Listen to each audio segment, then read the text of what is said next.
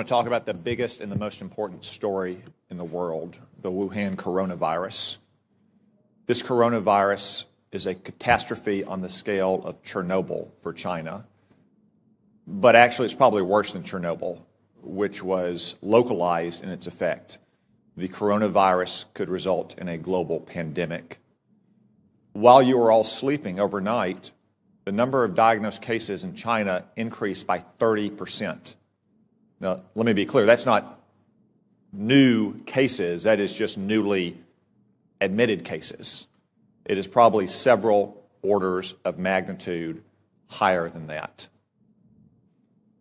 Also, while you were sleeping, China now has its entire border with Russia closed. 2,600 miles, Russia has closed that border.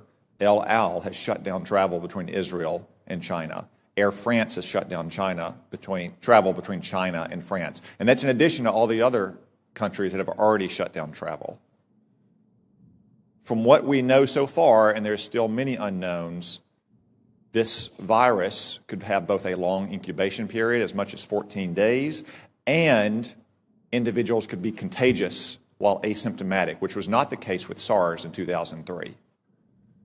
Furthermore, from some cases, it appears the virus could be aerosolized, which means it doesn't require the kind of contact that you have with, say, a married couple kissing each other or a family living in close quarters in a hotel or apartment, but rather the distances we are all sitting apart right now. Yet China is still lying about all of this. They've been lying about it from the very beginning, and you don't need their history of lying about SARS in 2003, though it is relevant here. You just have to see what's happened over the last 2 months.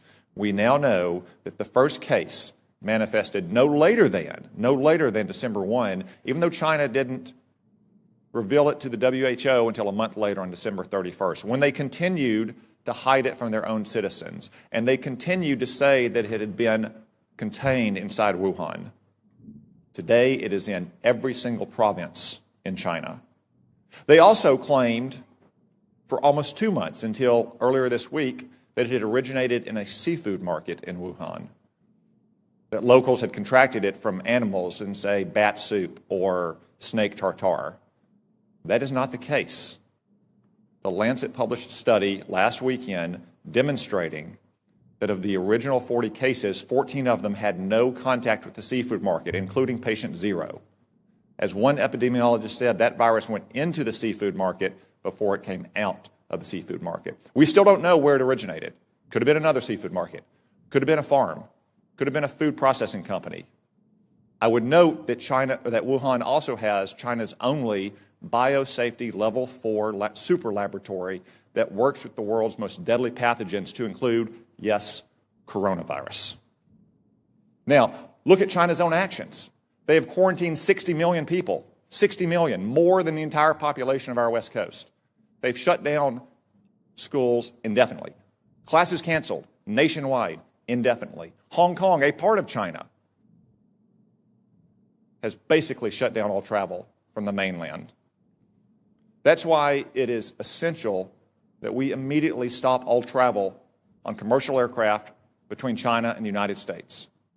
Making exceptions, of course, for American citizens to come back, as we just brought back yesterday, allowing essential trade to flow as long as crews on ships and aircraft are not allowed to go into the general population in America, and making exceptions, of course, for medical personnel to go into China to try to get a handle on this. It is essential that we take those steps, and essential that we get to the bottom of China's deceit and incompetence on this measure. And gentlemen, I raise this with you because you are responsible in your combatant commands for some countries that have the most fragile public institutions, to include the most fragile public health institutions in the world. So I ask, even though as of this morning there are not yet confirmed cases of coronavirus in your combatant commands, though I suspect there will be soon, what is your assessment about the ability of the governments in your combatant commands to handle a potential global pandemic like this? General Townsend. Thanks, Senator. So there are not, that I'm aware of, any confirmed cases, as you mentioned, but there are some suspected cases. The first report of suspected case I've heard of is in Djibouti, which you would imagine with a significant Chinese presence there. So the capacity of African nations to deal with this problem varies widely. For example, in Eastern Africa, Central East Africa, they've been dealing with Ebola, and they've been dealing with Ebola largely on their own and doing a pretty good job of it. So I think capacity there, but anywhere else in Africa is probably not to that degree. Admiral Fowler. The Venezuela crisis has already strained the social services of many of the nations. As you're aware, Senator, we had to deploy the hospital ship Comfort twice in 1 year to last deployment 12 different nations, and in one 5-day span it can do the equivalent of a whole month for a region of some of the major countries. So I would be extremely concerned. Like General Townsend, the capacities vary widely, but in many cases they're strained, and to the limit I'd be very concerned if we saw this spread. Thank you. As a defensive measure, I just say again, it is essential that we shut down all commercial air travel immediately between the United States and China.